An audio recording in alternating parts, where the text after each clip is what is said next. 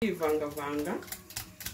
Noneho nimara kwivangavanga neza ndagerageza kongera umuriro kuko deja namaze gushyiramo umuriro mukeya kugira ngo isosi yanjye ibanze ise neza tazamo ibitirimu.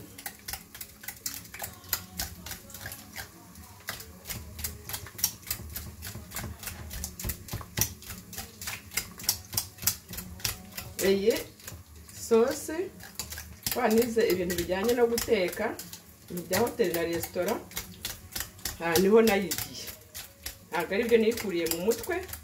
Impamvu ngira ngo n'abandi bantu bose bakunda igikoni, cyane cyane ba mama burya bakunda igikoni bayiga. Izi rasayo tugiye guteka abana barazikunda nk'uko nabivuze.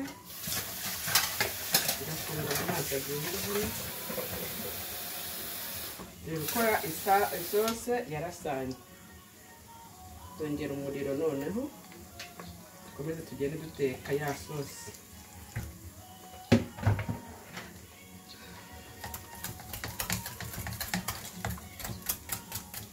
Urabona ko isosi uko yagenze. Ngafate ikiyiko cyangwa ikimamiyo nuko ya sosi baye. Urabona ko twabitangireba ya sosi ibaye nziza. Rero ndakomeza nyereka itogota kugeza igihe y'ubuvangire narasanye. Ngomba kuba isosi yegeranye mbese ifashe. Urabona ko nagerageje gukoresha imezirete ariko ntiyari yuzuye. Emo kandi agace ka litiro. Ukeka ariko nashyizemo ifarine ariko kari kuzuye. Noneho rero ubu ngubu tugiye gukaranga yamashu. Yamashu gashyizemo igitunguru, hanyuma ukaranga igitunguru. Ngiye kongeramo yamashu na karoti.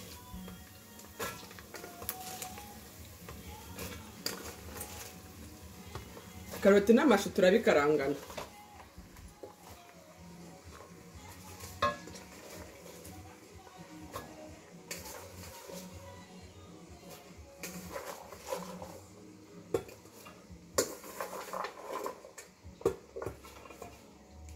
Urabona kuko uyu munsi ndi gusa nkaho ndi gutekera abantu benshi kuko dufite n'umushyitsi uri buze hano kugira ngo turye igaburo riduhagije. Aha ngaha ushobora kuba ufite abana benshi nawe ukabitegura gutyo kuko ni ibiryo abana bakunda cyane. Dukomeze tugenda tuvanga.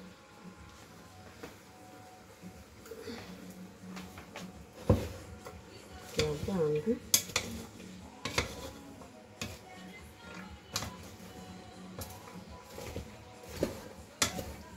ukuvuga udakoresheje amashu nk'uko nabibabwiye, ushobora gukoresha inyama ziseye.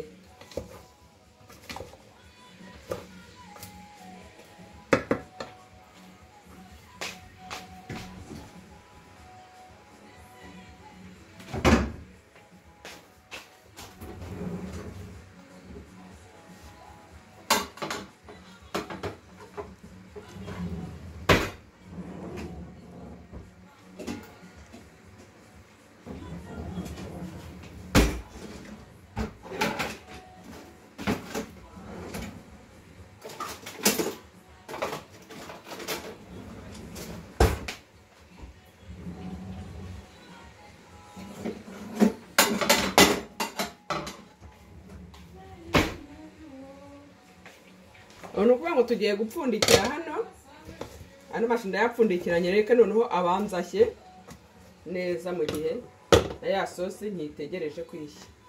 Urabona isosi yanjye yatogose deja, ya sosi iratogose ngiye. Sosi yatogose. Urabona dore ukuntu imeze.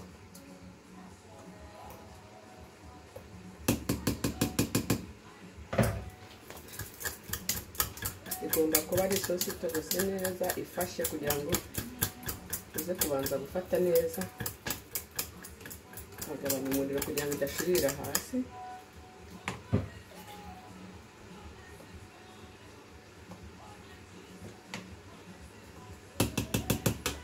nakongera ageza kongera ifarine nkeya kugira ngo ise hifata.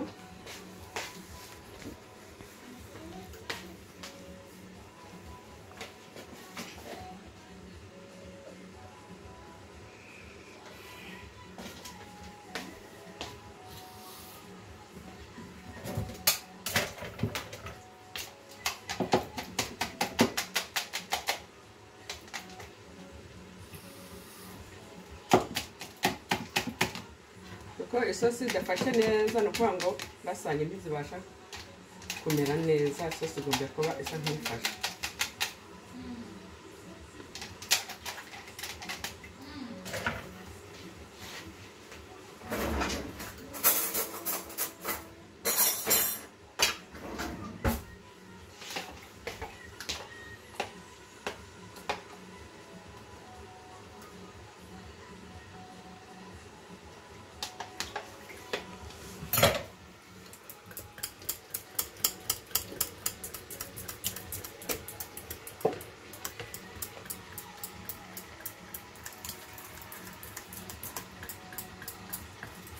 Isosi yanjye ushobora gushyiramo ibirungo,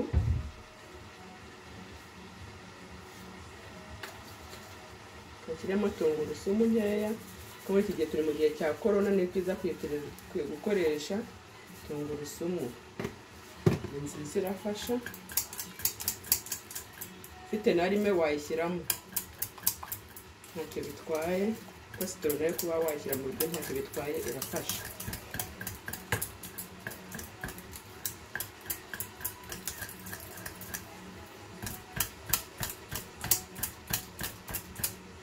Urabona ko isosi yanjye ari nziza.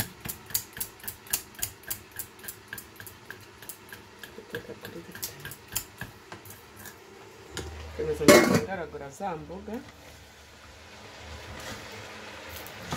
zose ziri buhere.